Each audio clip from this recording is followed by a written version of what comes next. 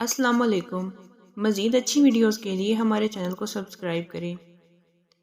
चचा गुल्लू बीमार और हस्पताल में दाखिल था। मोहल्ले के चंद लोगों ने मशवरा किया कि वैगन वाले से हस्पताल आने जाने का किराया तय करते हैं और सारे जाकर चाचे की खैर खैरियत पूछ आते हैं। 100 रुपये फ़ी बंदा तय हुआ और कुल मिलाकर 13 बंदे तैयार हुए। वैगन वाले ने बड़ा ज़ोर लगाया, 14 सीटें हैं, एक और बंदा साथ मिला लो ताकि मेरी एक सीट खाली ना जाए। मगर बंदोबस्त ना हो सका। 13 बंदों को बिठाकर वैगन चलने ही लगी थी कि गली की आखिरी नुक्कड़ वाला रांझा मोची भागता और आवाज़ें देता हुआ आता दिखाई दिया।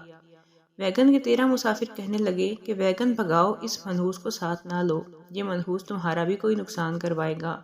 मगर कंडक्टर ने जवाब दिया कि मनहूस होगा तो तुम्हारे लिए होगा, मेरे लिए तो 100 रुपये की सवारी है, मैं तो इसे हर हाल में उठाऊंगा।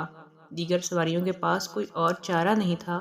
ना चाहते हुए अपने मोहल्ले भर के गैर मरगूब शख्स रांझे के पहुंचने का इंतज़ार करने लगे।